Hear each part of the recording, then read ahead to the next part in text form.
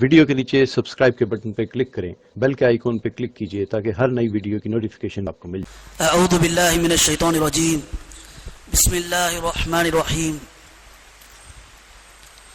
ومن احسن قولا ممن دعا الى الله وعمل صالحا وقال انني من المسلمين۔ وقال النبي صلى الله عليه وسلم لغدوة في سبيل الله وروحة خير من الدنيا وما فيها، او كما قال عليه الصلاة والسلام۔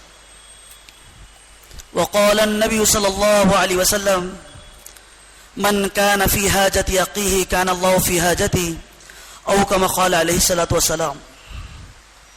وقال النبي صلى الله عليه وسلم يا أبا فاطمة عليكم بالهجرة فإنه لا مثل لها، او كما قال عليه الصلاة والسلام۔ میرے محترم بھائیوں اور بزرگ دوستوں، قرآن کا یہ ضابطہ ہے اور قرآن کا یہ فیصلہ ہے، اور قرآن نے صاف طور سے اعلان کر کے کہا ہے جو آدمی دعوت اور عبادت کو ایک ساتھ جمع کرتا ہے اس کا دین سب سے مضبوط دین ہے اور اس کا مذہب سب سے مضبوط مذہب ہے۔ اللہ نے قرآن میں کہا ہے وَمَنْ أَحْسَنُ قَوْلًا مِّمَّنْ دَعَا إِلَى اللَّهِ وَعَمِلَ صَالِحًا وَقَالَ إِنَّنِي مِنَ الْمُسْلِمِينَ۔ مفسرین نے قول کی تفسیر مذہب سے کی ہے، قول کی تفسیر مذہب سے۔ اس آدمی کا مذہب سب سے بہترین مذہب ہے، اس آدمی کا دین سب سے مضبوط دین ہے جو دعوت اور عبادت کو ایک ساتھ جمع کرتا ہے۔ اللہ پاک نے قرآن میں زمانے کی قسم کھا کر کہی ہے جو لوگ دعوت اور عبادت کو ایک ساتھ جمع کرتے ہیں یہ لوگ نقصان اٹھانے سے بچنے والے ہیں، خسارہ اٹھانے سے لوگ بچنے والے ہیں۔ خدا کی قسم، اگر کوئی آدمی رتی برابر دعوت عبادت میں کمی کرتا ہے یہ آدمی جزوی دین پر ہے، کامل دین پر نہیں ہے۔ یہ آدمی جزوی دین پر ہے، کامل دین پر۔ اور قرآن میں جزوی دین والوں کا حال قرآن نے نقل کیا ہے وَمِنَ النَّاسِ مَن يَعْبُدُ اللَّهَ عَلَى حَرْفٍ۔ کچھ لوگ ایسے ہیں جو دین کے بارڈر پر چلتے ہیں، اللہ کا جس دین کے ساتھ وعدہ ہے وہ دین کامل دین ہے، وہ دین کامل دین۔ ادخلوا فی السلم کافہ، کامل طور پہ دین میں داخل ہو جاؤ، کامل طور پہ۔ ہم مولانا صاحب رحمۃ اللہ فرمایا کرتے تھے اس زمانے کا مسلمان دین کو بگاڑ رہا ہے، کچھ تو دین کو بگاڑ رہے ہیں اور کچھ تو آدھے دین پر چل رہے ہیں، کچھ تو دین کو بگاڑ رہے ہیں اور کچھ تو آدھے دین پر چل رہے ہیں۔ مولانا صاحب رحمۃ اللہ مثال دے کر فرمایا کرتے تھے ایک بڑھیا گھر کے صحن میں بیٹھی ہوئی ہے، گھر کے صحن کے اندر باز نامی پرندہ آیا۔ بڑھیا کبھی باز پرندوں کو دیکھی نہیں تھی، بڑھیا باز پرندے کو کبوتر سمجھنے لگی اور کہنے لگی یہ کبوتر کا کیا حال ہو گیا ہے، باز پرندے کے پر بڑے بڑے ہوتے ہیں، ناخون بھی بڑے بڑے ہوتے ہیں، اس کی چونچ بھی بڑی ہوتی ہے۔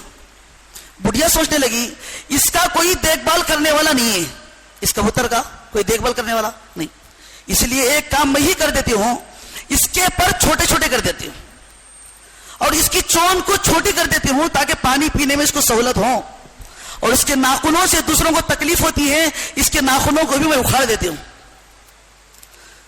بڑھیا سارا کام کیا، باز پرندے کے پر کو بھی اکھاڑا، چونچ کے بھی ٹکڑے ٹکڑے کر دیے اور ناخنوں کو بھی اکھاڑ دیا، اور بعد میں بڑھیا یہ کہہ رہی ہے اب یہ کبوتر دکھ رہا ہے، اب یہ کیا دکھ رہا ہے؟ ہم مولانا صاحب رحمۃ اللہ فرمایا کرتے تھے اس باز پرندہ کا حال ہو گیا وہ اڑنا چاہتا ہے اڑ نہیں سک رہا ہے، پرندہ اڑنا چاہ رہا ہے لیکن اڑ نہیں سک رہا ہے، اس لیے کہ اس بڑھیا نے اس کے پر ہی کاٹ دیا۔ ٹھیک اسی طرح اس زمانے کا مسلمان دین کو اسی طرح بگاڑ رہا ہے، اور جس دین پر مسلمان چل رہا ہے مسلمان سوچ رہا ہے میں کامل دین پر چل رہا ہوں، جس دین پہ میں اور اب چل رہے ہیں ہمارا یہ تصور ہے، شیطان نے وسوسے میں ڈالا ہے اجی تم کامل دین پہ چل رہے ہو۔ حقیقت یہ ہے ہم لوگ کامل دین پر نہیں ہیں۔ اگر مسلمان کامل دین پر چلتا تو ہر خواہش کے مقابلے میں حکم کو ترجیح دیتا، ہر خواہش کے مقابلے میں حکم کو ترجیح، اور جس دن مسلمان خواہش کے مقابلے میں حکم کو ترجیح دے گا اللہ رب العزت غیروں کے دل میں اسلام کی محبت، اسلام کی رغبت پیدا کرتے ہیں۔ جس دن مسلمان خواہش کے مقابلے میں حکم کو ترجیح دے گا اللہ رب العزت غیروں کے دل میں اسلام کی محبت، اسلام کی رغبت پیدا کر دیتے ہیں. ہاں یہ بات حقیقت ہے. حضرت اکرمہ اسلام لانے سے پہلے بھاگ کے نکل گئے. فتح مکہ کا موقع ہے، سارے لوگ اسلام قبول کر رہے ہیں، مجھے تو اسلام قبول کرنا نہیں ہے. میرے باپ نے پوری زندگی اسلام کی دشمنی کی ہے اور مجھے اسلام قبول کرنا نہیں ہے. ام حکیم اسلام قبول کی. ام حکیم آپ کی بیوی ام حکیم کشت دیکھ رہی ہے، اکرمہ آ رہے ہیں. نہر کے بالکل کنارے پر ہیں ام حکیم، نہر کے بالکل کنارے پہ. ام حکیم اپنا دوپٹہ ہٹا کے اکرمہ کو بلا رہی ہے، آ جائیے حضور امن دینے کے لیے تیار ہیں، آ جائیے حضور امن دینے کے لیے تیار ہیں. ہوتا یہ ہے اکرمہ کو پوری بات سمجھائی، حضور امن دینے کے لیے تیار ہے، گھبرانے کی ضرورت نہیں ہے، آپ ساتھ میں چلیے. اکرمہ ام حکیم دونوں ساتھ ساتھ چل رہے ہیں. راستے میں اکرمہ کو خواہش ہوئی بیوی سے ملنے کی، خواہش پوری کرنے کی. اکرمہ کہنے لگے بہت لمبا عرصہ ہو چکا ہے، خواہش پوری کرتے ہیں. ام حکیم اکرمہ سے کہہ رہی ہے اکرمہ ابھی نہیں ہو سکتا ہے، اس لیے کہ میں مسلمان اور تو ابھی تک کافر ہی ہے، اور شریعت کا یہ مسئلہ ہے مسلمان کا کافر کرنے کا جمع نہیں ہو سکتا ہے، تم بھی اسلام قبول کر لو پھر سے کام ہو سکتا ہے. علماء نے عجیب بات نقل کی ہے. علماء نے نقل کیا ہے خواہش کا مادہ مرد کے مقابلے میں عورت میں زیادہ رہتا ہے، اس کے باوجود بھی اکرمہ ام حکیم اپنے خواہش کو ترک کر رہی ہے، چھوڑ دیے ہیں. خدا کی قسم صرف ایک حکم کی وجہ سے اکرمہ کے دل کے اندر رغبت پیدا ہو گئی، او ہو اسلام کتنا پاکیزہ مذہب ہے، یہ اپنی خواہش پوری نہیں کرتی ہے صرف ایک حکم پورا کرنے کے لیے. بزرگوں مجھے عرض کرنا ہے جب مسلمان خواہش کے مقابلے میں حکم کو ترجیح دینا شروع کر دے گا، اللہ رب العزت کفار کے دلوں میں اسلام کی رغبت پیدا کر دیں گے. اکرمہ کہنے لگے ایک مسئلے میں میری بیوی خواہش پوری کرنے کے لیے تیار نہیں ہے تو پورا اسلام مذہب کتنا پیارا اور پاکیزہ ہوگا. اسلام قبول کرنے پر آمادہ ہو گئے. حضرت تاریخ دانوں نے نقل کیا ہے یہی وجہ ہے اکرمہ کے اسلام قبول کر لے. بزرگوں میں یہ عرض کر رہا تھا اس زمانے کا مسلمان جزوی دین پر چل رہا ہے، اللہ کے جتنے وعدے ہیں وہ کامل دین پر ہیں. اللہ کے پورے وعدے کامل دین پر. اور دین کا حال مسلمان کا ہی ہو گیا ہے، دین کی بات سن کر مسلمان عمل پہ تو آ رہا ہے، عمل کے یقین پر نہیں آ رہا ہے. دین کی بات سن کر مسلمان عمل پر آ رہا ہے، عمل کے یقین پر نہیں آ رہا ہے. دونوں میں بہت فرق ہے، ایک ہے عمل پہ آنا، ایک ہے عمل کے یقین پر آنا. ساتھ ہی 4 ماہ لگا کر عمل پہ آ رہا ہے، نمازوں کی پابندی کرنا شروع کر دیا، تعلیم شروع کر دیا، مسجد میں بیٹھنا شروع کر دیا، عمل پہ آیا ہوا ہے. اگر عمل کے یقین پر ساتھی رہتا تو سارے اسباب کو ترک کرنا اس کے لیے آسان ہوتا عمل کے مقابلے میں. میں مثال دیتا ہوں آپ کو. ایک ساتھی عمل پہ ہیں، عمل کے یقین پر نہیں ہے، عمل کے مقابلے میں جو اسباب اس کا حملہ کریں گے وہ اسباب حقیقی اعتبار سے آئیں گے. اسباب کیسا آئیں گے؟ حقیقی اعتبار سے. ایک آدمی تاجر ہے، جماعت میں گیا، عمل پر آیا، اس کو نماز پڑھنی ہے، این جماعت کا وقت ہے، اب بس نماز پڑھنا ہے. اللہ پاک نے اس کے امتحان کے لیے کسٹمر کو بھیجا. اللہ پاک نے امتحان کے لیے کسٹمر نماز کے وقت میں. اگر یہ عمل کی یقین پر ہوتا تو یہ کہتا آپ جائیے ابھی میرا نماز کا وقت ہے. اگر یہ عمل کی یقین پر نہیں ہے وہ اپنی زبان سے جملہ کہے گا اجی نماز فرض ہے جماعت فرض نہیں ہے، نماز فرض ہے جماعت فرض نہیں ہے. پہلے ایک گاہک کو نمٹ لیتا ہوں، بعد میں اطمینان سے نماز پڑھ لوں گا، نماز کا وقت بہت لمبا ہے. علماء نے نقل کیا ہے کوئی آدمی سنت چھوڑتا ہے اس کا گناہ اتنا بڑا نہیں ہے، لیکن کوئی آدمی سنت کو ہلکا سمجھتا ہے، کسی آدمی کے اندر سنت کا استخفاف پایا جاتا ہے، سنت کا ہلکا پن پایا جاتا ہے. علماء نے نقل کیا ہے اللہ رب العزت اس کے مرنے سے پہلے اس کا ایمان چھینیں گے. سنت کا استخفاف اللہ کو ہرگز برداشت نہیں ہے. اور مسلمان کا یقین، مسلمان تو عمل پر ہے، عمل کے یقین پر نہیں ہے، اور اس کے زبان سے وہ یہ جملے نکالے گا اجی مجھے جماعت فرض نہیں ہے، نماز فرض ہے. اگر کوئی عمل کی یقین پر ہوتا وہ تو یہ جملے کہتا دو رکعت نماز کا بدل پوری دنیا نہیں ہو سکتی ہے. ارے ہو سکتی. حضور نے فرمایا 2 رکعت نماز کا بدل پوری دنیا نہیں ہو سکتی ہے. جب پوری دنیا 2 رکعت کا بدل نہیں ہو سکتی ہے, یہ 2 کسٹمر بدل کیسے ہو سکتے ہیں؟ عمل کے یقین پر. ہر رسول اللہ صلی اللہ علیہ وسلم اپنے پورے صحابہ کو عمل کی یقین پر لائے تھے. عمل پر نہیں, عمل کی یقین پر. صحابہ کو عمل کا پورا پورا یقین تھا, نہیں اس سے چھونے والا ہے, اس سے ابو درداء رضی اللہ عنہ مسجد میں بیٹھے ہوئے ہیں. بستی کے لوگ بھاگتے بھاگتے آئے ابو درداء کے پاس, آ کر کہنے لگے ابو درداء بستی میں آگ لگی ہوئی ہے, سب کے گھروں کو آگ کھا رہی ہے, تم بھی جاؤ اپنے گھر کی حفاظت کر لو. ابو درداء کہتے ہیں نہیں نہیں, میرے گھر کو تو آگ نہیں لگ سکتی ہے. پورے بستی کو آگ لگ جائے لیکن میرے گھر کو تو آگ. اس لیے آقا علیہ الصلوۃ والسلام نے مجھے دعا سکھائی ہے. جو آدمی صبح شام ہی دعا پڑھ لیتا ہے, اللہ پاک اس کی جان کی بھی حفاظت کرتے ہیں, اس کے مال کی بھی حفاظت کرتے ہیں. میں گھر سے دعا پڑھ کر نکلا ہوں, اب مجھے کامل یقین ہے میرے گھر کا نقصان تو ہونے والا نہیں. یہ ہے عمل کے یقین پر. ابو ہریرہ رضی اللہ عنہ غنیمت کا مال کے ذمہ دار ہیں. حضور نے مسلمانوں کی مال کی حفاظت کا ذمہ آپ کو دیا ہے, چوکیداری آپ کر رہے ہیں. شیطان مسلمانوں کے مال کم کرنے کے لیے آتا ہے. آ کر شیطان ابو ہریرہ کے سامنے محتاجگی ظاہر کیا. یہ مال تو محتاجوں کے لیے ہے, میں بڑا محتاج ہوں, بہت پریشان ہوں, آپ کچھ مال مجھے دے دیجیے. رات کے وقت میں ابو ہریرہ مال نکال کر دے دیا. صبح حضور صلی اللہ علیہ وسلم نے ابو ہریرہ سے فرمایا, ابو ہریرہ رات میں وہ آنے والا شیطان تھا, مسلمانوں کے مال کو کم کرنے کے لیے آیا ہے. آقا نے ابو ہریرہ سے فرمایا, یا ابا ہریرہ سیرجع, وہ ضرور آئے گا. آج کے رات بھی ابو ہریرہ فرماتے ہیں, آقا کے یہ جملے میرے کان میں پڑنے تھے, میں سمجھ گیا آج رات ضرور شیطان آنے والا ہے. آج رات ضرور. ہوا بھی ایسے ہی, ہوا بھی ایسے. رات میں ابو ہریرہ انتظار کر رہے ہیں, حضور نے فرمایا آئے گا تو ضرور آئے گا.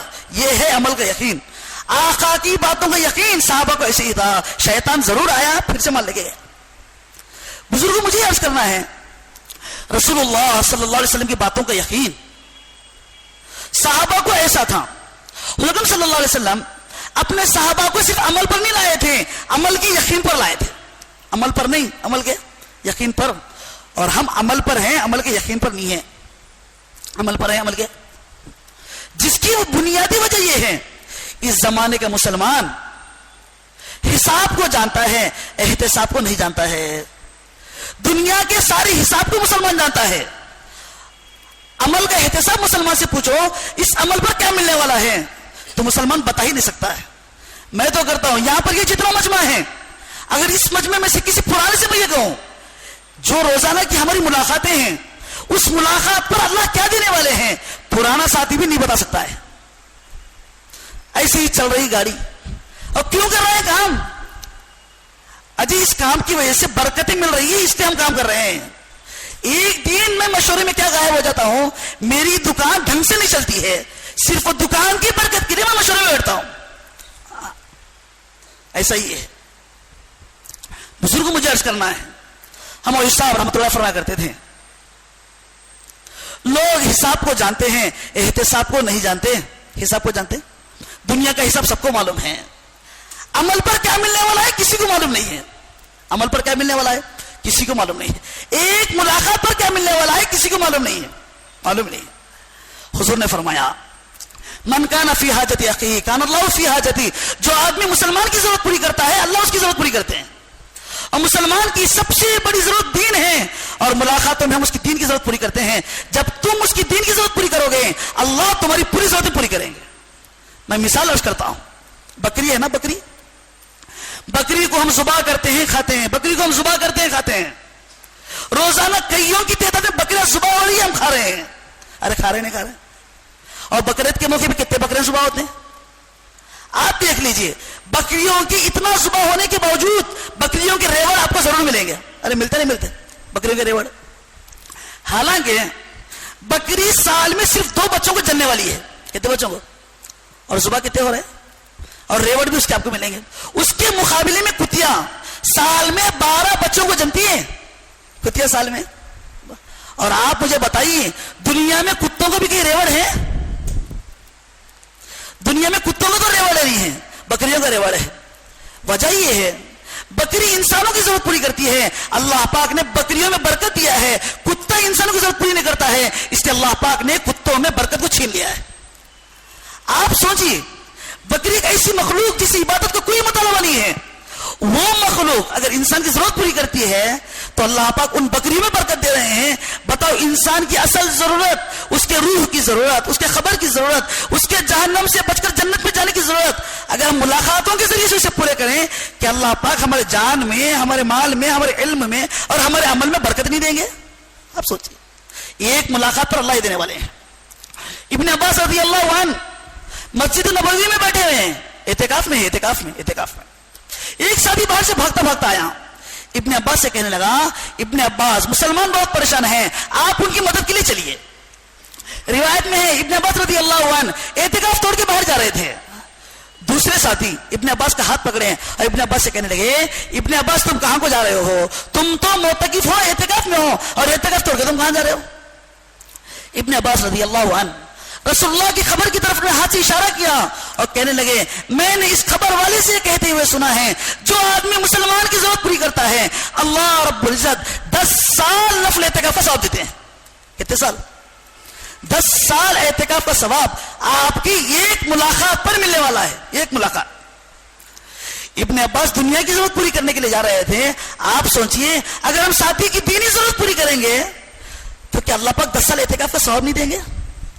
اگر ساتھی کو اس بات کا پورا یقین ہو اجی میری ایک ملاقات پر 10 سال اعتکاف کا ثواب ملنے والا ہے، آپ تھوڑا سوچئے کہ ہماری ملاقاتیں رسمن ہو سکتی ہے؟ اگر ثواب کا احتساب اگر ہم کو ہو، اس اجر کا پورا کامل یقین ہم کو ہو، وہ نہ ہونے کی وجہ سے گلیوں کے چکر لگ رہے ہیں، گلیوں کے چکر. ساتھی ملے نہ ملے مجھے کیا کرنا ہے؟ ہم کو ثواب برابر ملا ہے. دعوت کا کام ثواب کے لیے نہیں ہے، دعوت کا کام تو امت سے بے دینی کو ختم کرنے کے لیے ہے، اور آپ اپنی ذات کے لیے کر رہے ہیں.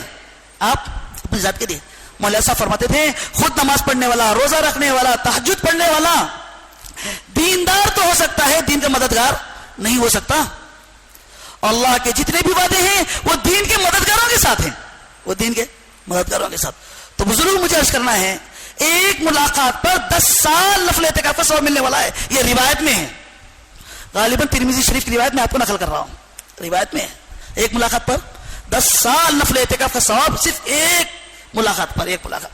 پھر خود ابن عباس کہنے لگے، آقا علیہ السلام نے مجھ سے فرمایا ہے، جو آدمی صرف ایک دن کا نفل اعتکاف رکھتا ہے، ایک دن کا کوئی آدمی نفل اعتکاف رکھتا ہے، اللہ رب العزت بندے کے درمیان اور جہنم کے درمیان ایسے بڑے بڑے 3 خندقوں کو آر کر دیں گے، اس میں سے ایک خندق کا فاصلہ زمین سے لے کر آسمان تک ہوگا. بتاؤ 10 سال اعتکاف میں جہنم کتنے دور جاتی ہوگی؟ اگر ملاقاتوں پر یہ یقین ہو ایک ملاقات میں جہنم اتنی دور میں سے جانے والی ہے، بتاؤ کہ ہماری ملاقاتوں کا بھی ناگا ہو سکتا ہے؟ بزرگ اصل میں بات یہ ہے، ہم فرماتے ہیں اس زمانے ساتھی حساب کو جانتے ہیں، احتساب کو نہیں جانتے ہیں. دنیا کا پورا حساب ساتھیوں کے سامنے ہے اور احتساب بالکل نہیں. عمل پر کیا ملتا کسی کو معلوم نہیں، اس لیے میں ملاقات پر کیا ملتا بتایا، ہاں معلوم نہیں.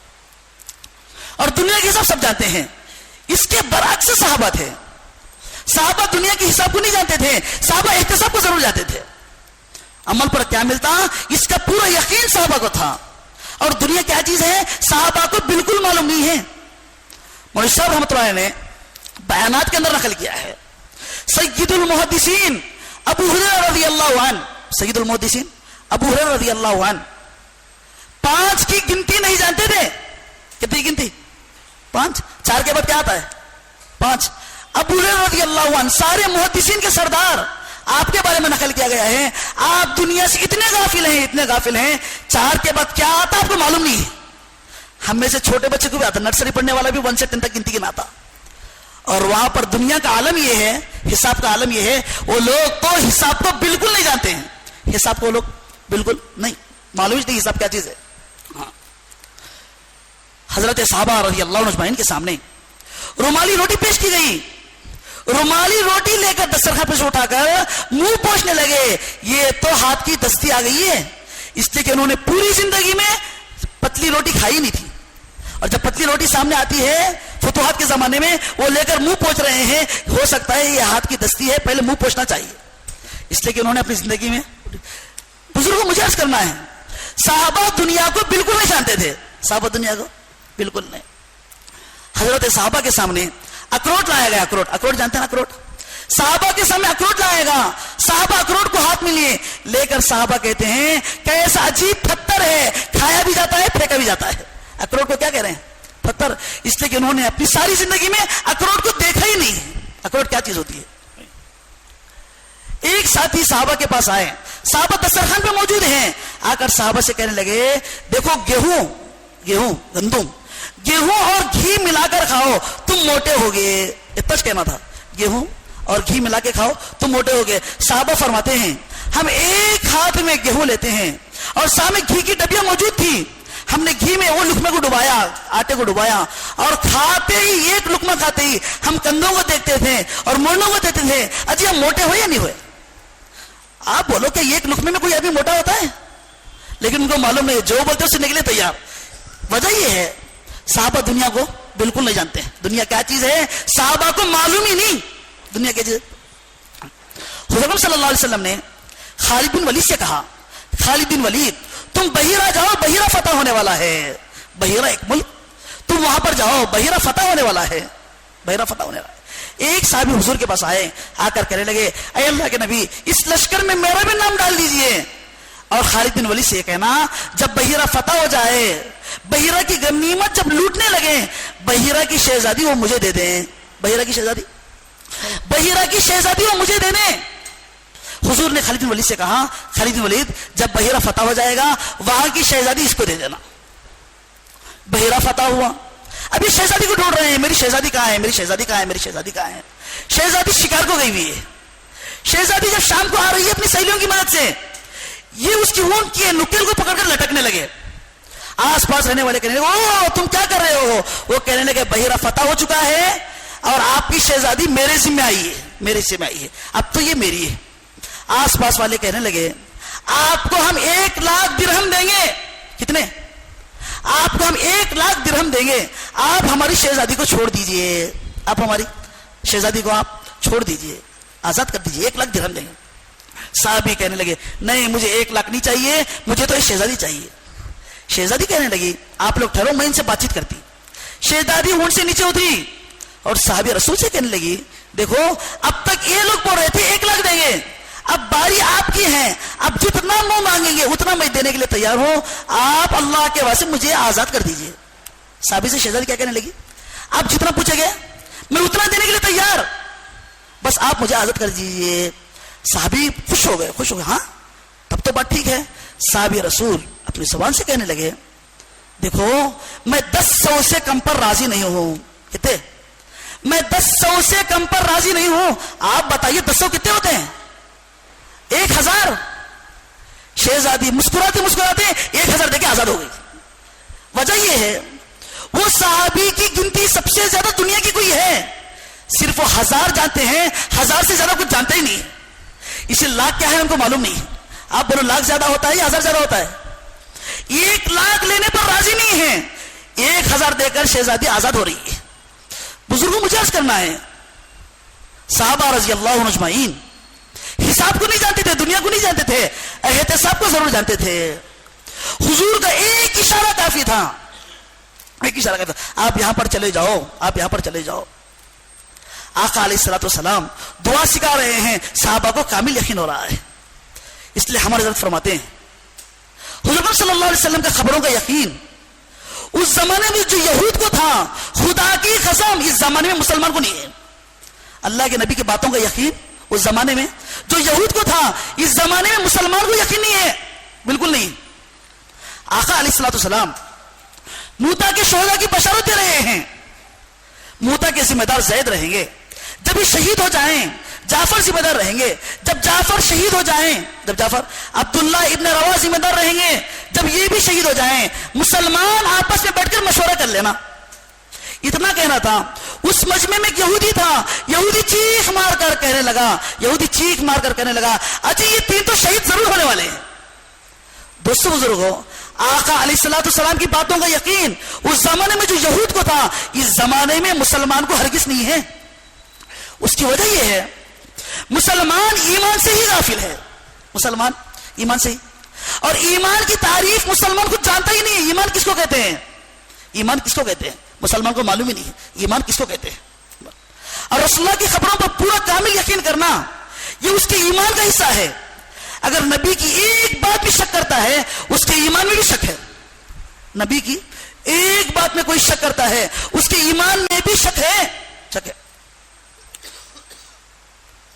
محدثین نے ایمان کی تعریف نقل کی ہے. ایمان کہتے ہیں رسول اللہ صلی اللہ علیہ وسلم کی جتنی بھی خبریں ظاہر کے خلاف ہیں ان خبروں کو حضور کے اعتماد پر یقین کرنا اس کو کہتے ہیں ایمان. حضور کی جتنی بھی خبریں ظاہر کے خلاف ہیں, عقل ماننے والی نہیں ہے وہ خبریں, ایسی خبریں, اس کو کہتے ہیں ایمان. رسول اللہ کے اعتماد پر یقین کرنا اس کا نام ہے ایمان. علماء نے نقل کیا ہے, حضرت دامت برکاتہ فرماتے ہیں نبی کی جتنی ایسی خبریں ظاہر کے خلاف ہیں یہ خبر انسان سنتے ہی انسان کے 3 قسم بن جاتے ہیں. کتنے قسم؟ نبی کی خبروں کو انسان سنتے ہی انسانوں کے کتنے قسم بن جاتے ہیں؟ 3. ایک قسم انسانوں کی مومنین کی, اور یہ قسم منافقین کی, اور یہ قسم مشرکین کی. ایک قسم مومنین کی اور ایک قسم منافقین کی اور ایک قسم مشرکین کی. نبی کی کون سی بھی خبر ہو, خبر سنتے ہی انسانوں کے 3 قسم بن جاتے ہیں. یا تو منافق رہے گا, یا تو مشرک رہے گا, یا تو مومن رہے گا. اور تینوں کے ساتھ 3 چیزیں ہیں. جو مومنین ہیں نبی کی خبر سنتے ہی ان کے ایمان میں اور اضافہ ہوتا ہے, اور جو منافقین ہیں نبی کی خبر سنتے ہی ان کے شک میں اضافہ ہوتا ہے. جو مشرکین ہیں نبی کی خبر سنتے ہی ان کے انکار میں اور اضافہ ہو جاتا ہے. ان کے انکار میں اور اضافہ. میں مثال آپ کو کرتا ہوں. معراج کا واقعہ, رسول اللہ صلی اللہ علیہ وسلم معراج جا کے آئے, 7 آسمانوں کا آپ نے سفر کیا, جنت و جہنم کو آپ نے دیکھ کر آیا, اور پھر صبح اپنے گھر پر آقا علیہ الصلوۃ والسلام معراج کی خبر سب سے پہلے آپ اپنے چچا ابو جہل کو سنا رہے ہیں. چچا کل میرا سفر معراج کا ہوا ہے, میں یہاں سے بیت المقدس گیا, وہاں پر سارے انبیاء کی میں نے امامت کی, پھر وہاں سے 7 آسمانوں کو میں نے سیر کیا, 7 انبیاء سے میں نے ملا, اور پھر جنت بھی دیکھا, جہنم بھی دیکھا, اور صبح اپنے گھر پر ہوں. ابو جہل کہنے لگا محمد اب تو دنیا کے اوپر کی باتیں بتاتا تھا, اب تو آسمان کے اوپر کی باتیں بتا رہا ہے. ابو جہل جدی مشرک ہے, اس کے انکار میں اور اضافہ ہو رہا ہے اور مذاق اڑانے لگا. جو مشرک ہے اس کے انکار میں اور اضافہ ہوتا ہے, اور جو مومن ہے اس کے یقین میں اور اضافہ ہو جاتا ہے.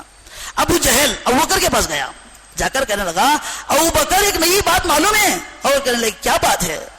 ابو جہل کہنے لگا آپ کے دوست اور آپ کے نبی محمد رسول اللہ یہ کہتے ہیں کل ان کو معراج ہوا ہے, اور پتہ نہیں کیسا کیسا سفر. پہلے وہ مسجد حرام سے بیت المقدس, پورے انبیاء کی وہاں پر امامت, اور ایک ہی رات میں سارا نظام, اور 7 آسمانوں کو سیر کیے, جنت بھی دیکھے, جہنم بھی دیکھے, اور صبح برابر اب بہرحال یہاں پر زمین پہ. کیا یہ بات ممکن ہے؟ ابو بکر صدیق مومن ہیں. ابو بکر نے ابو جہل سے کہا ابو جہل یہ تو بتاؤ یہ خبر تم کو کس نے دی ہے؟ یہ خبر تم کو. ابو جہل کہنے لگا یہ خبر مجھ کو محمد نے دی ہے. اتنے الفاظ سننے تھے. ابو بکر صدیق کہنے لگے تب تو بات ایسی ہے, تب تو بات میرے نبی کے لیے معراج مشکل نہیں ہے.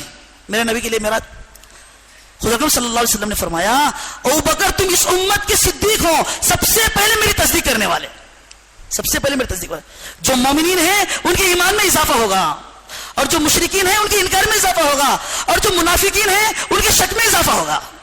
منافقین سوچ رہے ہیں نبی تو کہتے ہیں معراج ہوا ہے. ارے کیسے ممکن ہے؟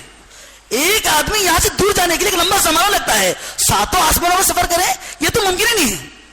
اور بعد میں یہ بھی سوچ رہے ہیں نبی کے ساتھ اللہ کا ہاتھ ہے, اللہ کی پوری طاقت نبی کے ساتھ ہیں, تو اللہ کے لیے کوئی چیز مشکل نہیں ہے.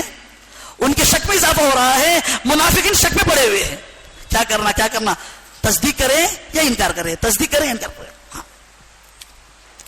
ایسے کئی واقعات قرآن نے نقل کیا ہے, کئی واقعات. جہنمیوں کا جو پھل رہے گا وہ زخوم, اتنا زہریلا پھل اللہ پاک جہنم میں وہ کھلائیں گے, اس کا ایک قطرہ بھی اگر زمین پر پڑ جاتا ہے قیامت تک اس کے زہر کی وجہ سے زمین پر گھاس بھی نہیں ہوگی. آقا علیہ الصلوۃ والسلام ممبر سے سب کو سمجھا رہے ہیں دیکھو جہنم میں ایسا پھل ہے, ایسا پھل ہے, ایسا پھل ہے. جو مومین ہیں وہ تو حضور کے پاس آ کر کہنے لگے اے اللہ کے نبی بچنے کے کیا کیا تدبیریں وہ بتائیے, اس پھل سے بچنے کے لیے کیا تدبیر وہ بتائیے. ان کے یقین میں اضافہ ہو رہا ہے. جو منافقین ہیں ان کے شک میں اضافہ ہو رہا ہے, اس لیے شک میں اضافہ ہو رہا ہے. جہنم کہتے ہیں آگ کو, آپ بتائیے آگ کے اندر لکڑی کیسے رہ سکتی ہے؟ پھل ہونا بولے تو جھاڑ ہونا، اور جھاڑ بولے تو لکڑی سے بنتا، اور آگ کے اندر لکڑی رہ ہی نہیں سکتی، تو جہنم میں پھل بھی نہیں رہنا چاہیے۔ جو مشرکین ہیں ان کے انکار میں اضافہ ہو رہا ہے، لکڑی تو ہو ہی نہیں سکتی، کیا کیا بول رہے ہیں نا، آپ نہیں ماننا چاہیے، ان کے انکار میں اور اضافہ۔ اور جو منافقین ہیں ان کے شک میں اضافہ ہو رہا ہے۔ منافقین سوچ رہے ہیں دنیا کا نظام تو ہی صحیح ہے، لکڑی آگ کے اندر رہ نہیں سکتی، لیکن اللہ پاک نے ابراہیم کو تو آگ میں رکھا تھا، اللہ کے لیے کوئی چیز مشکل نہیں ہے، آگ پر بھی اللہ ہی کا تو ہاتھ ہے، اللہ ہی کی طاقت آگ پر بھی چلتی ہے۔ منافقین ان کے شک میں اضافہ ہو رہا ہے۔ بزرگ دوستو، یہ ہے اصل ایمان۔ رسول اللہ صلی اللہ علیہ وسلم کی جتنی بھی خبریں ظاہر کے خلاف ہیں، ان خبروں کو حضور کے اعتماد پر یقین کرنا، اس کو کہتے ہیں ایمان۔ لیکن عجیب بات یہ ہے، اللہ کا یہ دستور ہے، اللہ کا یہ نظام ہے، اللہ کے یہ نظام ہے، جتنے مومنین ہیں سارے مومنین خطرے میں ہیں، سارے مومنین خطرے میں ہیں، اور جتنے مشرکین ہیں مشرکین امید پر ہیں۔ ٹھیک اسی طرح جتنے کام کرنے والے ساتھی ہیں، کام کرنے والے ساتھی خطرے میں ہیں، کام کرنے والے ساتھی اگر ایک بھی بے وصولی اللہ کو پسند نہ آئے، اللہ پاک کام سے ہٹا کے باہر پھینک دیتے ہیں۔ ہاں، جب ایمان اللہ چھین سکتے ہیں تو کام اللہ کیسے نہیں چھین سکتے؟ ہاں، اور نئے نئے لوگوں کو اللہ پاک کام میں لگائیں گے، جس طرح نئے نئے مشرکوں کو اللہ پاک ایمان کی ہدایت دے کر سارے عالم کا کام سے لے رہے ہیں۔ یہ دستور اللہ کا ہے، یہ اللہ کا دستور ہے۔ جتنے مومنین ہیں مومنین خطرے میں ہیں، اور جو مشرکین ہیں مشرکین امید پر ہے، وہ لوگ اسلام قبول کر سکتے ہیں، اور مومنین کے بارے میں خوف ہے، ان کا ایمان کبھی بھی چھینا جا سکتا ہے۔ میں مثال عرض کرتا ہوں، حضرت سعد صحابی ہیں، صحابی کاتب وہی لکھ رہے ہیں، آقا علیہ الصلوۃ والسلام پر وہی کے آثار دیکھ رہے ہیں، حضور پر پسینہ نکل رہا ہے، آقا وہی کے بوجھ کو برداشت نہیں کر رہے ہیں، وہی کی تکلیف نبی کو ہو رہی ہے، یہ سارا نظام دیکھ رہے ہیں، آقا علیہ الصلوۃ والسلام آیتیں لکھا رہے ہیں، چلو لکھو جی۔ انسان کی تخلیق اللہ بیان کر رہا ہے، انسان کو ہم نے کیسے پیدا کیا۔ اللہ کے نبی علیہ السلام آیت کے منتظر ہیں، جبرائیل بولیں گے تو میں فوراً لکھاؤں گا۔ جو صحابی وہی لکھ رہے ہیں، اللہ پاک نے ان کے امتحان کے لیے ان کے زبان پر وہ آیت نازل کر دیا۔ فتبارک اللہ احسن الخالقین، اللہ پاک بہترین پیدا کرنے والے ہیں۔ یہ آیت نبی کی زبان پر نہیں آئی، یہ آیت تو کاتب وحی کی زبان پہ آئی۔ حضور نے فرمایا اچھا یہی آیت نازل ہوئی ہے، یہی لکھو آپ، یہی آیت نازل ہوئی ہے، یہی آیت آپ لکھو۔ کاتب وحی ساتھ کہتے ہیں نبی تو کہتے ہیں ان کے اوپر تو وحی نازل ہوتی ہے، اور یہ وحی لکھا رہے ہیں، اگر وحی ان پر نازل ہوتی ہے، میری زبان سے بھی تو یہی آیت لکھ لی، تو وحی مجھ پر بھی نازل ہو رہی ہے۔ وحی صرف نبی پر نہیں، وحی تو مجھ پر بھی نازل ہو رہی ہے، اس لیے کہ جو آیت نبی بیان کر رہا ہے وہ آیت میں بھی بیان کر رہا ہوں۔ روایت میں ہے صرف ایک امتحان میں ناکام ہوئے، اللہ پاک نے آپ کو مرتد کر دیا۔ صحابی سے ایمان چھینا جا سکتا ہے، تھوڑا آپ سوچئے، کام کرنے والا ساتھی اگر کام کو کھیل بنائے گا اور دل جیسا من ویسا کام کرے گا، کیا اللہ پاک اس کو کام کے میدان سے بازو نہیں کریں گے؟ اب سوچئے، نظام ہے، اللہ کا نظام ہے۔ حد دامت برکاتوں فرماتے ہیں ساتھی کے دو ہی نظام ہیں، ساتھی کی دو ہی حالت ہے، ساتھی یا تو دائی رہے گا یا تو مدعو رہے گا۔ ساتھی یا تو ہم دائی ہیں یا تو ہم سننے والے ہیں، مدعو ہیں۔ لیکن اللہ کا نظام ایسا ہے، اگر کام کرنے والا ساتھی اگرچہ وہ صحابی ہی کیوں نہ ہو، مخصوص مدت تک، کچھ ایام تک صحابی سے دعوت چھوٹتی ہے۔ کس سے؟ صحابی سے کچھ مدت تک، کچھ عرصے تک، 40-50 دن تک صحابی سے دعوت چھوڑتی ہے۔ آپ روایت پر غور کریے، صحابی سے دعوت چھوڑتی ہے، اللہ پاک صحابی کے پاس باطل کی دعوت آ رہی ہے۔ کعب بن مالک رضی اللہ عنہ، آپ کا بیکاٹ ہوا اللہ کے راستے میں نہ جانے کی وجہ سے، 50 دن کا آپ کا بیکاٹ، ایک صحابی آپ سے بات کرنے کے لیے تیار ہی نہیں ہے، ایک بھی آپ سے بات کرنے کے لیے تیار ہی نہیں ہے، ایک بھی بات کرنے کے لیے تیار نہیں ہے۔ بیویوں کو بھی جدا کرنے کا حکم ہوا، تنہا ہے، کس سے بات کریں؟ صرف اللہ سے مانگ رہے ہیں، اللہ توبہ قبول کریے۔ مخصوص ایام 40 دن کے 50 دن کے کعب بن مالک سے 40 دن کا عرصہ 50 دن کا عرصہ کیا دعوت چھوٹ جاتی ہے؟ غسان کا بادشاہ کعب بن مالک کو کفر کی دعوت دے رہا ہے. آپ کے نبی آپ کا خیال کرنے کے لیے تیار نہیں ہے. آپ نصرانیت کو قبول کر لو, ہم آپ کا پورا پورا اکرام کرنے کے لیے تیار ہیں. ایک معمولی عذر کی وجہ سے آپ کا نبی اتنا بڑا مواخذہ کر سکتا ہے. تھوڑا آپ سوچئے, آپ ہمارے پاس آئیے, ہم آپ کا پورا اکرام کریں گے. دعوت کس کو دی جا رہا ہے؟ باطل صحابی کو جب نشانہ بنا سکتا ہے. ہم سوچیں اگر ہم کام کے میدان سے 100 ہو جائیں, بازو ہٹ جائیں, کیا باطل ہم کو نشانہ نہیں بنائے گا؟ صحابی کو نشانہ بنا رہا ہے, صحابی کو نشانہ بنا رہا ہے. صحابی کیا باطل ہم کو نشانہ نہیں بنائے گا؟ بزرگ کو میں عرض کر رہا تھا, مومن تو خطرے میں ہیں, مومن تو صحابی مرتد ہو رہے ہیں, اور جو کافر ہیں وہ امید پر ہیں, وہ امید پر ہیں. ٹھیک اسی طرح نئے نئے ساتھی کام میں لگنے کے پورے پورے امکانات ہیں, اور پرانوں کے بیٹھنے کے بھی پورے پورے امکانات ہیں. پرانا ساتھی اگر کام کی ناقدری کرے گا, اللہ پاک کام سے ہٹانے کی شکلیں بنائیں گے. اگر ساتھی بیٹھنا چاہتا ہے, اللہ ابھی بٹھانے کے فیصلے کرتے ہیں. اگر ساتھی بیٹھنا چاہتا ہے, اللہ بھی بٹھانے کے فیصلے. ہم اور صاحب رحمۃ اللہ فرمایا کرتے تھے, کام کرنے والا ساتھی کو اگر کام کے امور کی توفیق نہیں مل رہی ہے, ایک زمانہ تھا گشت پابندی سے چل رہی تھی, ایک زمانہ تھا ملاقاتیں پابندی سے چل رہی تھی, ایک زمانہ تھا مشورہ پابندی سے چل رہا تھا. اگر کام کے امور کی توفیق ساتھی کو نہیں ملتی ہے, مولوی صاحب فرماتے تھے کام کرنے والے ساتھی پر دنیا کا سب سے بڑا عذاب یہ ہے اللہ پاک کام کے امور کی توفیق اس سے چھین لیں. اگر کام کے امور کی توفیق آپ کو نہیں مل رہی ہے, آپ بچے نہیں ہیں, یہ اللہ کی جانب سے آپ پر عذاب ہے. اللہ پاک نبیوں والا کام آپ سے لینا پسند نہیں کرتے ہیں. اس لیے بزرگوں دوستو, کام کی قدردانی اصل ہے, کام کی قدردانی. تو میں عرض کر رہا تھا, مومن تو خطرے میں ہیں اور کافر وہ تو امید پر ہے. اللہ پاک اس کو ہدایت دے کر اس کو کام میں لگائیں گے. سیرت میں کئی واقعات ایسے ہیں. عمیر بن وہب, صفوان بن امیہ اور ان کے ساتھ 4 ساتھی, 6 لوگ حتیم میں بیٹھ کر مشورہ کر رہے ہیں. بدر کا معاملہ ابھی ہوا ہے. صفوان کہنے لگا, عمیر جب سے بدر کا یہ معاملہ ہوا ہے, ہمارے لوگوں کو قتل کر کر کنویں میں جو ڈالا گیا ہے, وہ منظر آج تک بھی ہمارے آنکھوں کے سامنے ہے. دن کا سکون بھی ختم ہو گیا ہے, رات کی نیند بھی ختم ہو گئی ہے. جب تک ہم ان مسلمان سے بدلہ نہیں لیں گے, اس وقت تک ہم کو چین بھی نہیں آ رہا ہے. عمیر بن وہب بھی کہنے لگا, میرا حال بھی ایسا ہی ہے. بدلہ انتقام لینے کی پوری فکر ہے, مسلمانوں پر کسی طرح ٹوٹ پڑے. پھر عمیر بن وہب صفوان بن امیہ سے کہنے لگا, صفوان اگر مجھ پر خرچ کا بوجھ نہ ہوتا اور میری بیوی بچوں کے ضائع ہونے کا اندیشہ نہ ہوتا, تو میں محمد کے پاس جاتا اور نعوذ باللہ ان کا کام ہی پورا کر دیتا. اور محمد کے پاس جانے کے لیے میرے پاس ایک بہانہ ہے, وہ بہانہ یہ ہے, میرا بیٹا وہب بن عمیر محمد کے پاس قیدی بن کر ہے. میں میرے بیٹے کے بہانے سے جاؤں گا, میرے بیٹے پر احسان کا مسئلہ لے کر جاؤں گا, آپ میرے بیٹے کو چھوڑ دیجئے, اسی بات میں محمد کا کام بھی پورا کر دوں گا. نعوذ باللہ, میرے پاس بہانہ ہے نبی کے پاس جانے کا, میرے پاس بہانہ ہے نبی کے پاس. صفوان موقع کو غنیمت جانا.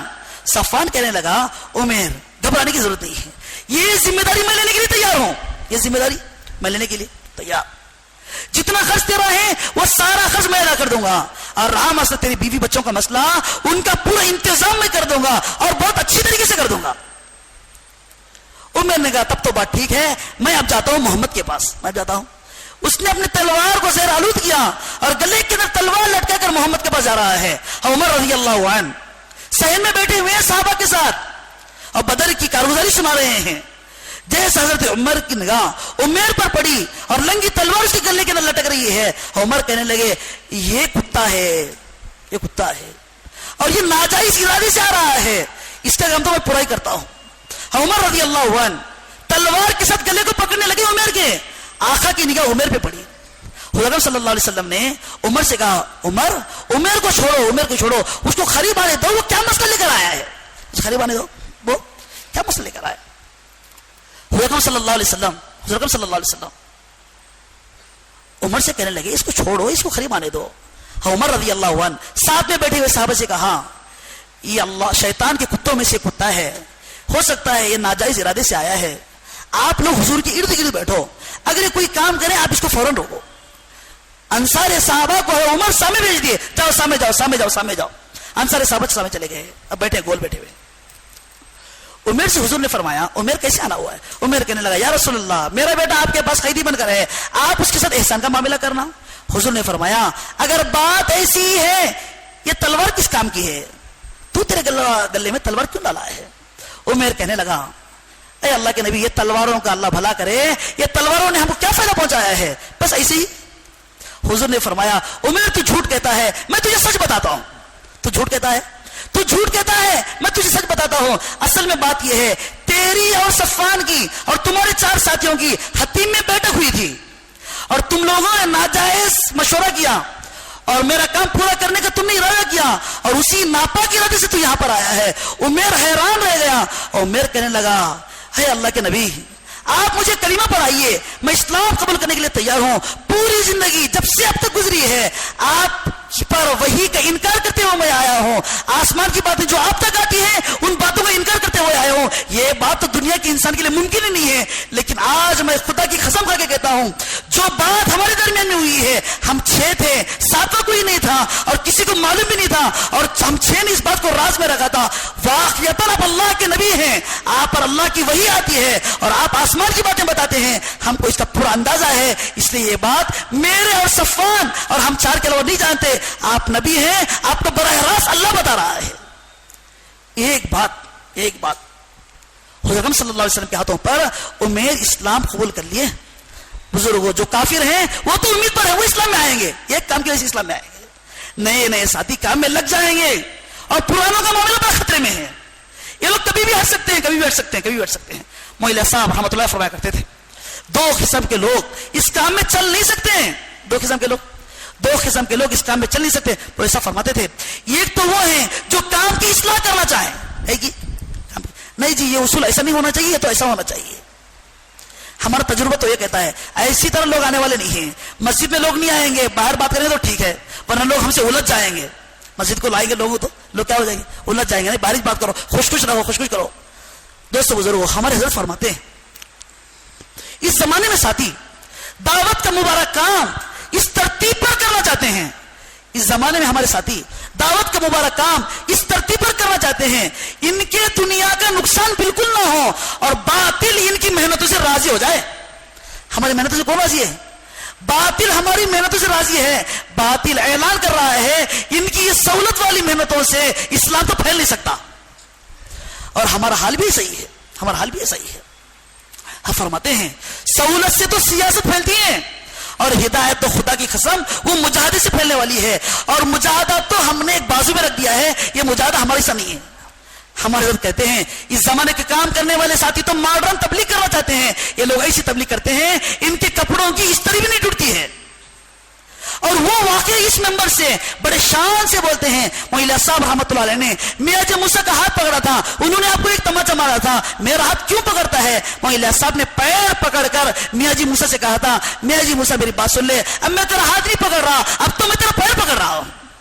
یہ واقعہ ساتھی شان سے اس ممبر سے بیان کرتا ہے. لیکن بزرگ دوستو جب اس کے ساتھ باتیں آتی ہیں دعوت میں اس کو اذیتیں آ رہی ہیں, پھر ساتھی کہتا ہے ہم اس گلی کے چکر نہیں لگائیں گے. وہاں پر تو لوگ الٹا سیدھا کہتے ہیں اور یہ بات طے ہے باطل کو عبادت سے کوئی خوف نہیں ہے, باطل کو تو دعوت سے خوف ہے. باطل کو عبادت سے کوئی خوف نہیں, کتنی کرتے کر لو. نبی معصوم ہے, 40 سال تک آپ کی عبادت چل رہی ہے, کوئی آپ کا مقابلہ کرنے کے لیے تیار نہیں ہے. 40 سال حضور شرک سے تو پاکی ہے, 40 سال آپ پاک ہیں, 40 سال پاک ہیں. عبادت برابر آپ کی چل رہی ہے, برابر چل رہی ہے. عبادت نبی کی چل رہی ہے لیکن کوئی روکنے کے لیے تیار نہیں ہے. اور 40 سال کے بعد جب نبی دعوت کا اعلان کرتے ہیں آپ کا چچا بھی کہہ رہا ہے کیا تو اس کے لیے ہی جمع کیا تھا, اب تو ہم تیرا مقابلہ کریں گے, تیری دشمنی کریں گے. بزرگوں باطل کو عبادت سے کوئی خوف نہیں ہے, باطل کو خوف ہے صرف دعوت سے ہے. اور ہم کام کرنے والے ساتھی دعوت کا پورا کام سہولت کے ساتھ کر رہے ہیں. دعوت کا پورا کام سہولت سے. نہیں ابھی میرا سیزن کا وقت ہے, میں تو چل نہیں سکتا, میں قربانی پہ آ نہیں سکتا, یہ میرے سیزن کا وقت ہے. مولا صاحب فرماتے تھے امت کے مرتد ہونے کا کوئی سیزن نہیں ہے. امت کے مرتد ہونے کا کوئی سیزن ہے کہ رمضان میں لوگ مرتد ہوتے ہیں؟ शाबान में लोग मुर्तद होते हैं? ऐसा कोई सीजन नहीं। क्या समर में लोग मुर्तद होते हैं? जब उम्मत के मुर्तद होने का कोई सीजन नहीं, ठीक इसी तरह खुदा की कसम दीन की मेहनतों के लिए, अल्लाह के रास्ते के नफर के लिए कोई सीजन नहीं है।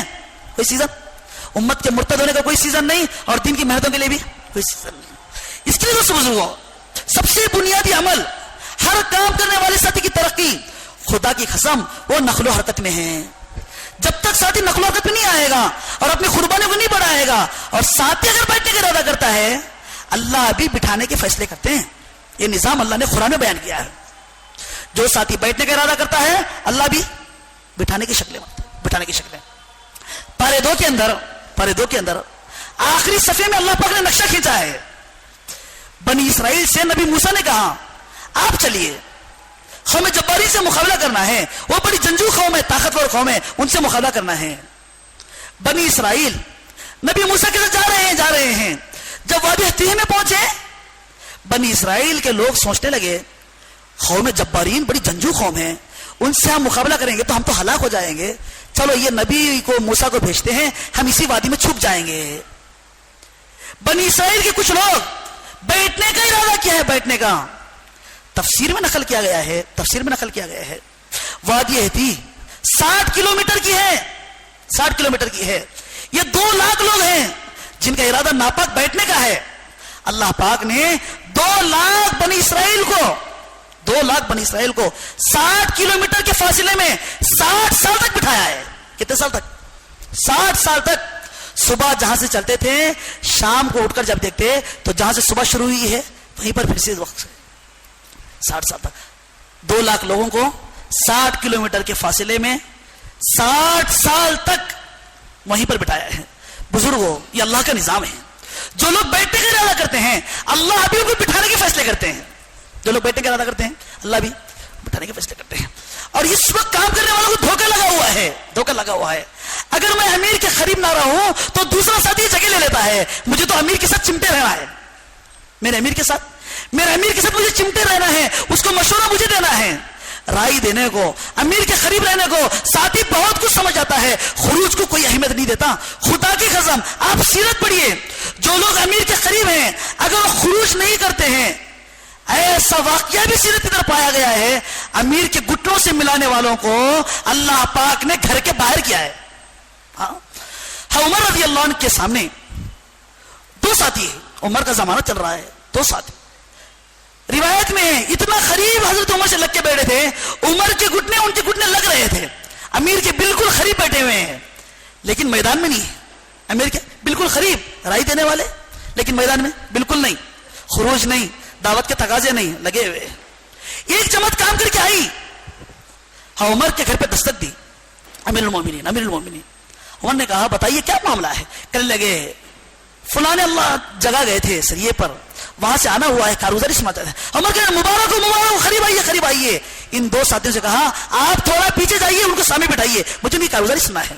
एक जमात की कारगुजारी हजरत उमर सुन रहे हैं, उमर सुन रहे हैं। इतने में दूसरी जमात आई। जमात कहने लगी, अमीरुल मोमिनीन फलां जगह जाकर आए हैं, कारगुजारी सुनना है। उमर कहने लगे उन दोनों से, और पीछे जाओ, उस जमात को यहां पर बिठाओ, उनकी कारगुजारी सुनना है। थोड़ी देर और हुआ, और एक जमात आई। उमर कहने लगे, और पीछे चले जाओ, उस जमात को वहां पर बिठाओ, इनकी भी कारगुजारी मुझे सुनना है।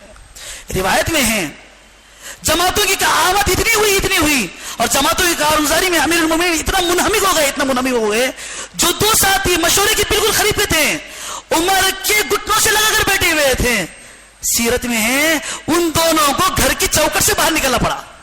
दोनों को घर के बाहर जाने के बाद अब दोनों सोच रहे हैं, हमसे कौन सा ऐसा बड़ा गुनाह हुआ है? हम अमीर के बिल्कुल करीब, सफ़े अव्वल के हम साथी, हम बड़े पुराने, राय देने वाले हम हैं, लेकिन ये कैसी हालत पेश आ गई। कुछ नए साथी अल्लाह के रास्ते में जाके आए, हम उमर उनको करीब करते हैं, हमको घर से निकाल रहे हैं। हमारा कौन सा ऐसा बड़ा गुनाह हुआ है? इस गुनाह का क्या कफारा है? चलो अमीरुल मोमिनीन से ही इस गुनाह का कफारा मालूम करते हैं। हम करीब थे, लेकिन दूर होने का सबब क्या बना है, इस बात को समझना है। हम करीब थे और हमको दूर क्यों जाना पड़ा है? हम करीब थे, दूर जाना क्यों पड़ा है? जमातों के वापस हो जाने के बाद उमर के पास दोनों आए और रोते रोते कहने लगे, امیر المومنین، ہم آپ کے بالکل قریب، آپ کو مشورہ دینے والے، آپ سے ہم نے گھٹنے ملائے رکھا تھا، آخر ہم سے کون سا ایسا بڑا گناہ ہوا ہے کہ جس کی وجہ سے اللہ پاک نے آپ کے گھر سے ہم کو باہر نکال دیا ہے؟ عمر کہنے لگے میرے ذہن میں تو ایک ہی بات آ رہی ہے، میرے ذہن میں تو ایک ہی بات آ رہی ہے، آپ دونوں نے محنت کا میدان چھوڑا ہے جس کی وجہ سے آپ کا ہی حشر ہوا ہے، اور جتنی جماعت اندر آ رہی تھی وہ محنت کے میدان میں تھے۔ جو لوگ محنت کے میدان میں رہیں گے اللہ کے پاس بھی ان کے درجات ہیں، مشورے میں بھی ان کے درجات ہیں، مقام میں بھی ان کے درجات ہیں۔ جو لوگ صرف مشورے کو پکڑ لیں اور کام کے تقاضوں کو پورا نہ کریں، یہ لوگ تو کام کے باہر ہی ہو جائیں گے۔ تمہارا گناہ تو بس اتنا ہے، وہ لوگ محنت کے میدان میں ہیں اس لیے اللہ پاک نے ان کو خرید کیا ہے، تم محنت کے میدان میں نہیں ہے اس لیے اللہ پاک نے تم کو باہر کیا ہے۔ دونوں کہنے لگے امیر المومنین یہ بتاؤ اب کفارہ کیا ہے، ہم کیا کریں، ہم کیا کریں؟ پھر ہمارا مقام کچھ بن جائے، پھر سے ہم کو وہ سارے درجات مل جائیں۔ اور عمر کہنے لگے رضی اللہ عنہ، عمر کہنے لگے رضی اللہ عنہ میرے ذہن میں بات آ رہی ہے، آپ کسی علاقے کا رخ لو اور اس علاقے میں چلے جاؤ اور وہاں پر اتنا کام کرو، اتنا کام کرو، اتنا کام کرو، وہاں پر تم اپنے خبریں ہی بناؤ، ہو سکتا ہے تم بھی ان کے درجات تک پہنچ سکو گے، لیکن گارنٹی میں بھی نہیں دے سکتا ہوں۔ بزرگوں عرض کرنا ہے، عرض کرنا ہے، جو لوگ محنت کے میدان میں ہیں اللہ پاک ان کو تو بہت آگے بڑھاتے ہیں، جو لوگ محنت کے میدان میں نہیں ہیں اللہ پاک ان کو نکالنے کی شکلیں بناتے ہیں، اس کی مجھے کوئی ضرورت نہیں ہے۔ ساتھ ہی دعوت کے تقاضوں کو معمولی سمجھتا ہے، خدا کی قسم دعوت کے جتنے بھی تقاضے ہیں، دعوت کے جتنے بھی تقاضے ہیں وہ سارے تقاضے ہاں فرماتے ہیں دعوت کے سارے تقاضے عبادت کے درجے میں ہیں۔ جس طرح عبادت دوسرے ساتھی کے پورے کرنے سے، عبادت دوسرے ساتھی کے پورے کرنے سے آپ کے ذمے سے عبادت پوری نہیں ہوتی ہے، ٹھیک اسی طرح دعوت کے تقاضے کوئی دوسرا ساتھی پورا کر لیں، آپ کے امیر پورا کر لیں، آپ کے کوئی دوسرے ساتھی پورا کر لیں، آپ کے ذمے جو گناہ ہیں وہ گناہ تو ہو کر رہے گا۔ دعوت کے سارے تقاضے وہ تو عبادت کے درجے میں، عبادت کے درجے میں، جس طرح عبادت دوسرا پورا کرنے سے آپ کے ذمہ عبادت پوری نہیں ہوتی ہے، ٹھیک اسی طرح دعوت کے جتنے تقاضے ہیں وہ تقاضے اگر کوئی دوسرا ساتھی پورا کر لیں تو آپ کے ذمہ سے وہ تقاضا پورا۔ حاجی عبد الوہاب صاحب رحمۃ اللہ علیہ فرمایا کرتے تھے اس امت کے فقیر کو اس بات کا احساس دلاؤ تو سارے عالم کا ذمہ دار ہے، تو سارے عالم کا ذمہ دار، گھر گھر جا کر جو تو بھیک مانگ رہا ہے اس کا سوال تجھ سے ہونے والا نہیں ہے، رہو امت کا سوال تجھ سے ضرور ہونے والا ہے، امت کا سوال تو تجھ سے ضرور ہے۔ بزرگ دوستوں، حضور کے زمانے میں بھی، صحابہ کے زمانے میں بھی جب بھی ارتداد کے تقاضے آتے تھے، بے دینی کے تقاضے آتے تھے، صحابہ رہنا پسند نہیں کرتے تھے۔ صحابہ کی یہ شان تھی، صحابہ کی شان، دین میں کمی آئے اور صحابہ دیکھتے رہے ایسا تو ہو ہی نہیں سکتا ہے۔ یہ تصور دور رسالت میں پایا نہیں جاتا تھا اور قرن اول میں تصور پایا نہیں جاتا تھا۔ جب بھی جس علاقے کا تقاضا آتا تھا سب سے پہلے وہاں پر جماعت بھیجا کرتے تھے، اہل علم کی ضرورت ہو اہل علم کو وہاں پر بھیجتے تھے، ساتھیوں کی ضرورت ہو ساتھیوں کو وہاں پر بھیجتے تھے۔ لیکن دعوت کے تقاضوں کو اور ارتداد کے تقاضوں کو کبھی شریعت میں اور سیرت میں ضائع نہیں کیا گیا ہے، اور ہم تو کاروزاری سب سنا رہے ہیں۔ ابھی ہم وہاں وجے واڑے کے علاقے میں جا کے آئے تھے، وہاں پر لوگ مرتد ہو رہے ہیں، یہ کاروزاری اس ممبر سے سنائی جا رہی ہے، لیکن ہم اتنے بے حس ہیں جیسے اٹھنا بھی پسند نہیں کر رہے ہیں۔ یہ ہمارا حال ہے، ارتداد کی خبریں سن رہے ہیں، بے دینی کے تذکرے کر رہے ہیں، لیکن بے دینی کو دور کرنے کی محنت کوئی کرنا نہیں چاہتا ہے، کوئی کرنا نہیں چاہتا ہے۔ مولانا صاحب رحمۃ اللہ فرمایا کرتے تھے جان و مال کی محبت نے سارے عالم دین کو پھیلنے سے روکے رکھا ہے۔ مسلمان جان کی محبت میں پڑا ہوا ہے، مال کی محبت میں پڑا ہوا ہے، جس کی وجہ سے سارے عالم میں دین بھی نہیں پھیل رہا ہے، سارے عالم میں دین بھی۔ مولانا صاحب فرماتے تھے جب تک تم اپنی دنیا کا نقصان نہیں کرو گے اللہ پاک باطل کے ٹوٹنے کا کام بھی تم سے نہیں لیں گے۔ دنیا کا نقصان تو شرط ہے، شرط ہے، شرط، لیکن حال آ جاتا ہے ساتھ ہی کام کا میدان ہی چھوڑ دیتا ہے۔ اور سیرت میں ایسی مثالیں نہیں پائی جا رہی ہے، جس لائن کا تقاضا سیرت کے پاس آتا تھا اور صحابہ کے پاس آتا تھا، نبی کے پاس آتا تھا، اللہ کے نبی علیہ السلام کا معمول بھی، صحابہ کا معمول بھی، سب سے پہلے وہاں پر جماعت روانہ کرنا تھا، اور جانے والے بھی تیار، بھیجنے والے بھی تیار۔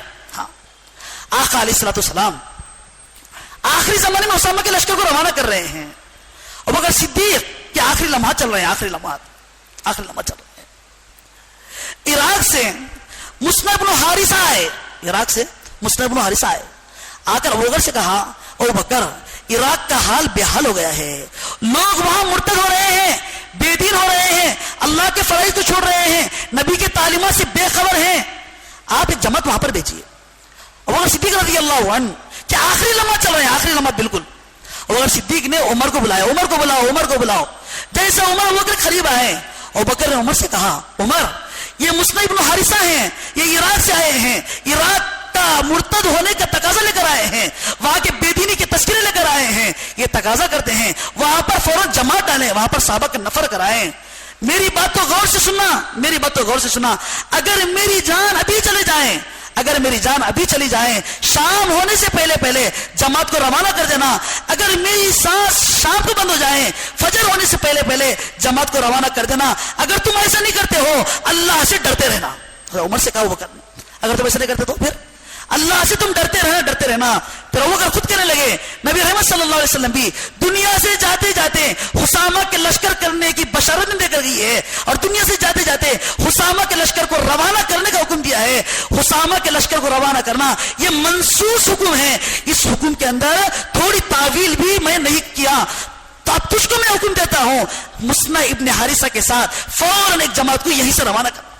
دوستو بزرگوں, صحابہ کے یہاں نفل کی اتنی اہمیت, خروج کی اتنی اہمیت تھی, وہ یہاں پر رکنا بھی پسند نہیں کرتے تھے. یہاں پر رکنا بھی, ہر ادنا سے ادنا صحابی کا یہ جذبہ جان و مال کو بے حیثیت بنانے کا, جان و مال کو بے حیثیت بنانے کا.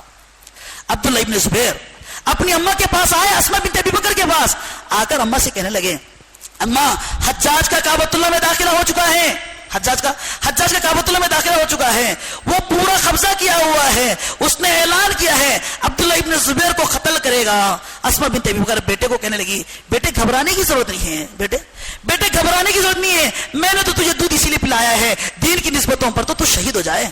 عبداللہ ابن زبیر اپنی اماں سے کہہ رہے ہیں اماں وہ مجھے صرف شہید نہیں کرے گا, وہ مجھے صرف شہید نہیں کرے گا بلکہ میرے جسم کے ٹکڑے ٹکڑے کرے گا. نہ تو تجہیز و تکفین کا انتظام ہوگا, ایک بوری میں میرے گوشت کو لپیٹے گا اور دور دراز پر پھینکے گا. نہ تو تجہیز کا انتظام, نہ تدفین کا انتظام, نہ نماز جنازہ میری پڑھی جائے گی. میری ناش کے ساتھ بالکل بے حرمتی کرنے کا اس کا یہ ناپاک ارادہ ہے. اسماء بنت ابی بکر اپنے بیٹے عبداللہ ابن زبیر کو کہہ رہے ہیں بیٹے گھبرانے کی ضرورت نہیں ہے. جب بکری کو ذبح کیا جاتا ہے, ذبح کرنے کے بعد بکری سے جب اس کی جان چلی جاتی ہے, بکری کی چمڑی کو چھیلنا اور اس کی ہڈی اور گوشت کو الگ کرنا جس طرح بکری کو کچھ نقصان نہیں دیتا ہے, ٹھیک اسی طرح تیرے جسم سے روح نکلنے کے بعد تیرے جسم کے ٹکڑے ٹکڑے کر لیں, اس تجھے کچھ نقصان ہونے والا نہیں ہے. بیٹے کو ابھار رہی ہے. تاریخ کے اندر جب ایسا دن بھی آیا جب عبداللہ ابن زبیر کو شہید کر دیا گیا, عبداللہ ابن زبیر کی لاش کو حجاج کے دربار میں لایا گیا. حجاج اپنے تخت کے سامنے ایک نیزے کو لٹکایا, اس نیزے پر عبداللہ ابن زبیر کی ناش لٹک رہی تھی. 3 دن تک عبداللہ ابن زبیر کی ناش دھوپ میں سوکھ رہی تھی. یہ خبر اسماء بنت ابی بکر کو معلوم ہوئی. آپ اپنی سہیلیوں کی مدد سے 90 سال سے زیادہ عمر ہو چکی تھی, حجاج کے دربار میں آئی. حجاج کے دربار میں آ کر حجاج سے کہنے لگی اے حجاج تو نے میرے بیٹے کا کیا حشر بنایا ہے, جب تک یہ زندگی گزار رہا تھا سواری پر تھا, جب مرا بھی ہے تو اب سواری پر ہے. دوستو یہ قربانی ہوئی. حجاج کہنے لگا اسماء تو پگلی ہو گئی ہے, میں نے تیرے بیٹے کی دنیا برباد کی ہے, تو کہتی ہے تیرا بیٹا تو شہ سوار ہے. اسماء بنت ابی بکر کہنے لگی حجاج تو نے صرف میرے بیٹے کی دنیا برباد کی ہے, میرے بیٹے نے تیری دنیا اور آخرت دونوں برباد کی ہے. دوستو قربانیاں ہوئی ہے. بوڑھے صحابی حضور کے پاس آتے ہیں, کہتے ہیں اللہ کے نبی میں میری مرضی سے اسلام قبول کرنا چاہتا ہوں, میری مرضی سے اسلام قبول کرنا. آقا علیہ السلام نے اسلام قبول کروایا. صبح سے لے کے شام تک صحابہ کے بکرے چرواتے تھے. جب شام کو آتے تھے صحابہ کے بکرے لے کے آتے تھے. آقا کے پاس غنیمت کا مال آیا, حضور نے مال کا حصہ سب میں تقسیم کیا, لے لو.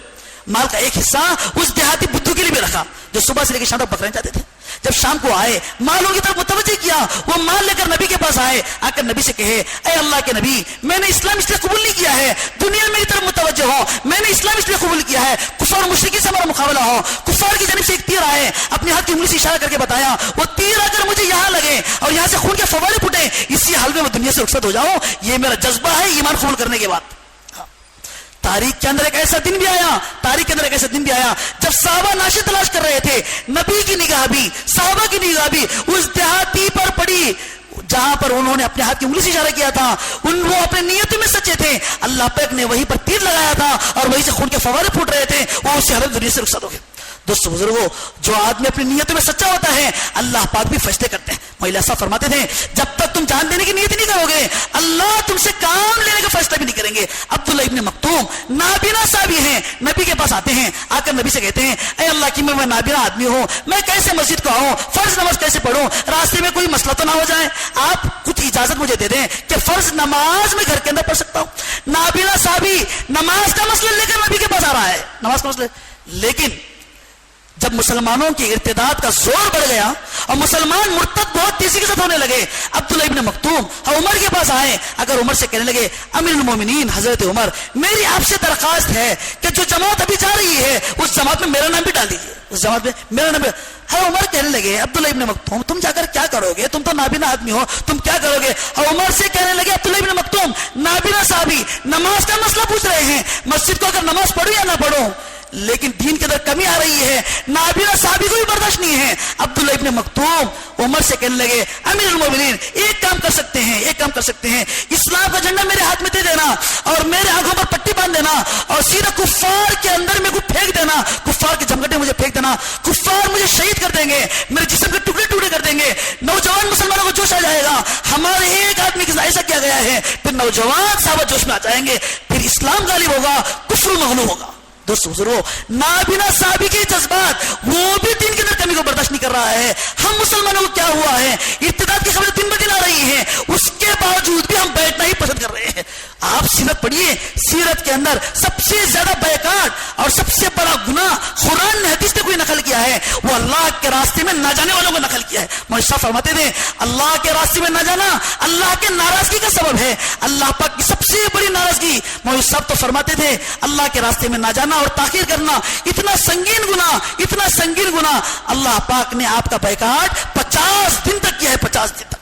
اور اتنا بیکاٹ، بڑا بیکاٹ زنا کرنے والے کو نہیں ہوا ہے، اتنا بڑا بیکاٹ چوری کرنے والے کو نہیں ہوا ہے، اتنا بڑا بیکاٹ نماز چھوڑنے والے کو نہیں ہوا ہے. لیکن بات اصل میں یہ ہے بزرگ دوستو، ہم اللہ کے راستے میں جانے کو اللہ کا حکم نہیں سمجھ رہے ہیں. خدا کی قسم جس طرح نماز اللہ کا حکم ہے، اللہ کے راستے کا نفر، اللہ کے راستے کا خروج یہ اللہ کا حکم ہے. مسلمان جب اس کو حکم سمجھے گا پھر یہ اپنے ساری دنیا کی نظام کو پیچھے کرنا پسند کرے گا. جس طرح نماز کے لیے ہم سارے تقاضوں کو پیچھے کرتے ہیں، نماز کے لیے آگے بڑھتے ہیں، ٹھیک اسی طرح اگر اللہ کے راستے کے نفر کو اللہ کا حکم سمجھیں گے دوستو بزرگوں پھر ہم آگے بڑھیں گے.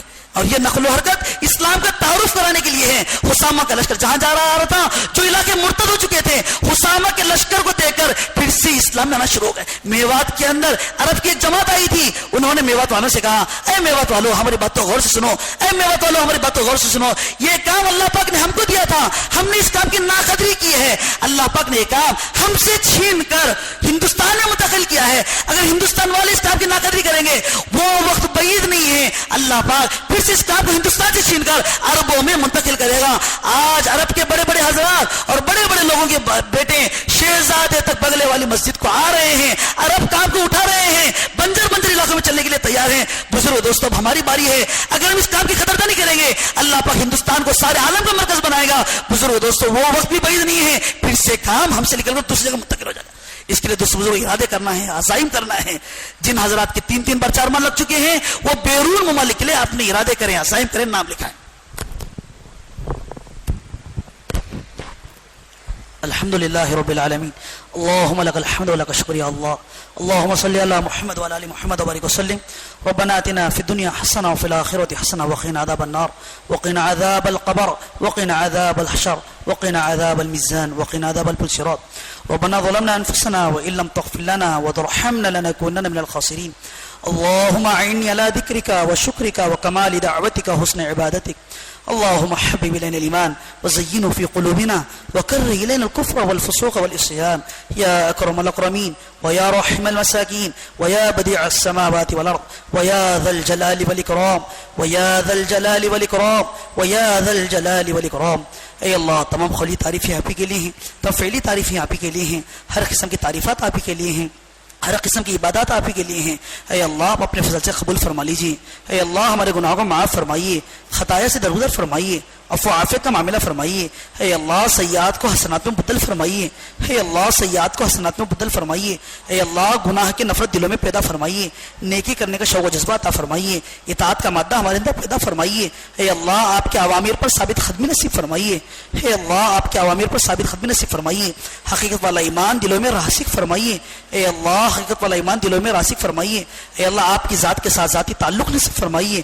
اے اللہ مراشد امور الہام فرمائیے. اے اللہ آقا علیہ السلام سے سچی پکی محبت عطا فرمائیے. حضور کی ایک ایک سنت سے محبت عطا فرمائیے. اے اللہ ایک ایک سنت کو جان جان کر عمل کرنے کی توفیق ہم سب کو نصیب فرمائیے. اے اللہ ہماری نمازوں میں خشوع و خضوع عطا فرمائیے. علم نافع عطا فرمائیے. عمل صالح کرنے کی توفیق عطا فرمائیے. اے اللہ قرآن کی تلاوت کرنے کی توفیق عطا فرمائیے. اے اللہ قرآن کا شوق ہم سب کو نصیب فرمائیے. اے اللہ عمل سے کامیابی کا یقین ہم سب کو نصیب فرمائیے. اے اللہ عمل سے کامیاب ہونے کا یقین ہم سب کو نصیب فرمائیے. پیارے نبی کے اخلاق ہم تمام کے اندر منتقل فرمائیے. اے اللہ مسلمانوں کی جان کی مال کی عزت کی آبرو کی حفاظت فرمائیے. اے اللہ مسلمانوں کے ایمان کی اعمال کی حفاظت فرمائیے. اے اللہ رحم کا کرم کا معاملہ فرمائیے. اخلاص للہیت عطا فرمائیے. آپ کی معرفت عطا فرمائیے. پیارے اللہ صفات قبولیت سے ہم سب کو آراستہ فرمائیے. اے اللہ صفات قبولیت سے ہم سب کو آراستہ فرمائیے. اے اللہ صفات قبولیت سے ہم سب کو آراستہ فرمائیے. اے اللہ ہم کو کام کرنا آتا نہیں ہے, اب وہ کام لینا اچھی طرح آتا ہے. پیارے اللہ آپ اپنے فضل سے ہم سے کام لینے کے فیصلے فرمائیے. اے اللہ آپ اپنے فضل سے ہم سے کام لینے کے فیصلے فرمائیے. اے اللہ جو مجموعہ نام لکھایا ہے پیارے اللہ ان سب کا نکلنا آسان فرمائیے. رکاوٹوں کو دور فرمائیے. اسباب مہیا فرمائیے. اے اللہ سب کا نکلنا آسان فرمائیے. جن بھائیوں نے نام نہیں لکھایا ہے پیارے اللہ ان کا نکلنا بھی آسان فرمائیے.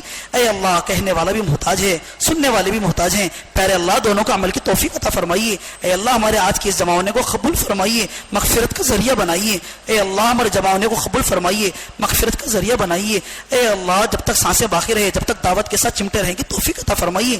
اے اللہ جب تک زندگی باقی رہے اسلام و ایمان کے ساتھ زندگی کو باقی رکھیے. جب مرنے کا وقت آئے خاتمہ بالخیر فرمائیے. اس دعا کو رسول اللہ صلی اللہ علیہ وسلم کے صدقے میں قبول فرمائیے. سبحان ربک رب العزت عما یصفون, سلام علی المرسلین والحمد للہ رب العالمین. سبحان اللہ.